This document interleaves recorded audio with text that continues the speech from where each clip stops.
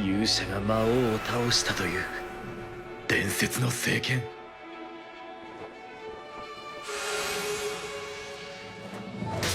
アウローラ。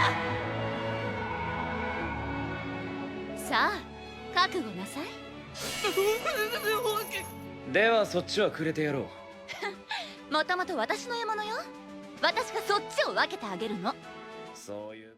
Insipid Prince episode number 6. Guys, I freaking love this anime. This is one of those ones that, trust me, I understand. It's not good. It definitely is like junk food anime. It is gonna be on the short list of shows though for me that I enjoyed the most this season.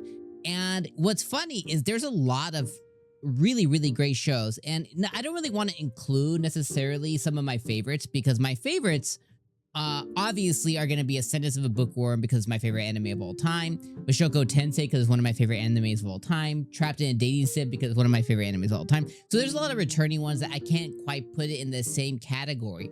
But when I look at brand new anime that aired this season, and there's a lot, and I think I started off with watching 21 anime, and right now I am down to one, including all of them, right? Including every single show. 1, 2, 3, 4, 5, 6, 7, 8, 9, 10, 11, 12, 13, 14, 15. So I'm watching 15 anime, and if I include Pokemon in there, that's 16.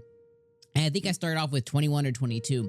So I trimmed down about 6 to 9 anime of the season. And when I look at some of my favorites that I am most excited when it comes to brand new shows, it's Insipid Prince. I love freaking watching that on Mondays. And then it's Frontier Lord on Fridays. Those are the two that stand out to me the most. Now, don't get me wrong.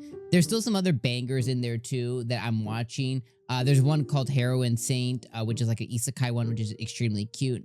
And there's a couple of other ones too, but they have mostly disappointed me. Like they basically had the potential to be these same hidden gems like Insipid Prince, but they have like, as the season's gone on, they've kind of just maintained that 6 or 7 rating.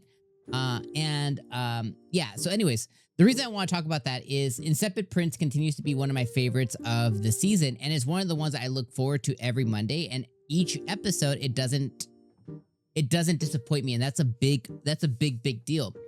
So one of the things I wanted to talk about was Arnold and 𝐜𝐴. And to be clear, I love them together and I don't want them to break up. I don't want them to not be a thing. I love that they're falling in love. But I did want to talk about Elna for a second, which is the hero, and she can summon the effing hero sword, which is badass.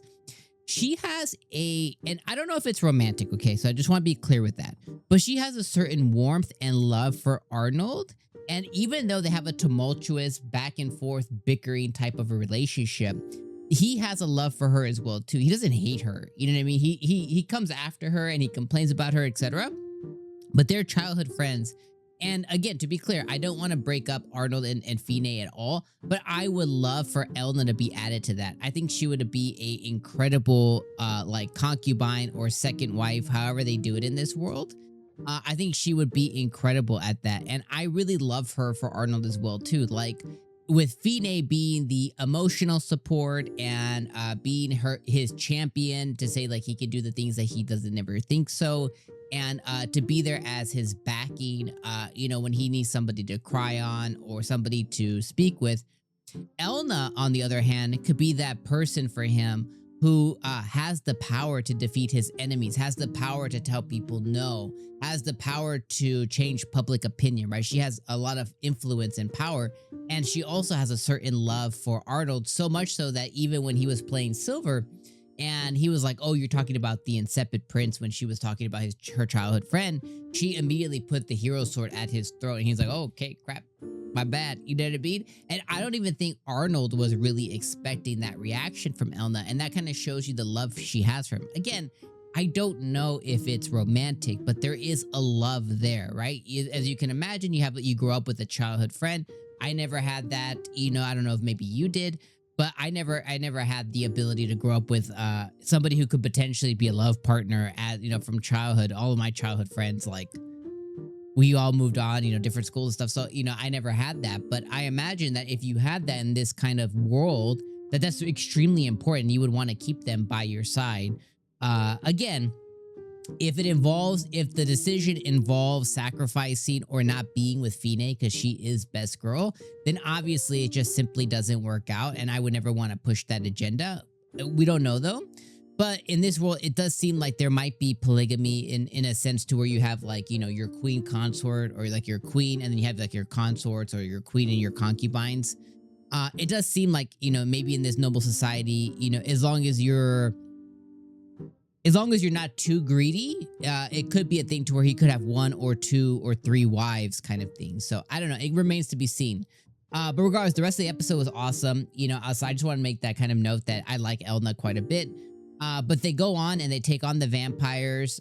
His brother comes in and saves the day. So he shows off with his parents, right? Or he shows off for his dad. So I really like that Leo was able to come in and bring the army, and they were able to kind of, you know, show the dad, and the dad's like, we can't let him have all the honor, let's go. So they go in and they battle. And then Arnold and Elna, they take on the vampires. And, you know, he kind of gets his ass kicked a little bit, but it's because he was having multiple spells, a healing spell, and he had like these chain spells going on at the same time.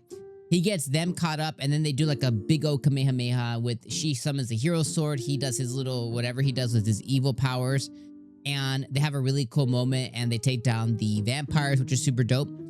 Then they meet in the Majesty's throne room, and they find out about their brother's kind of plan and the reason that the vampires attacked and everything. Leo ends up winning the extraordinaire, whatever they called it, right? I forget, hold on. Ambassador extraordinaire. And then because his dad has seen through all of Arnold's stuff, he knows that Arnold's pulling the strings. He even calls him out during the meeting when Leo says like, oh no, we should execute our brother kind of thing. Even his dad calls him out. He's like, Arnold, was this your idea? And he knows that Arnold is kind of the one pulling the stuff, and he knows that Arnold isn't fulfilling his potential. So he probably even knows that Arnold is silver, I swear. But they have that moment, and he assigns Arnold as his right-hand man, essentially. And Arnold's like, no, that F's up my plans. It's supposed to be in the background, yada, yada. So I think that was really cool, too. And then we have the ending episode, or the ending of the episode where Fine kind of shares her love for Arnold. And I really like that quite a bit, too. So overall, I think this was an 8 out of 10 episode. I don't want to overglaze and be like it was a 9 amazing type deal, but it was a really great episode. I think 8 out of 10 is more than fair.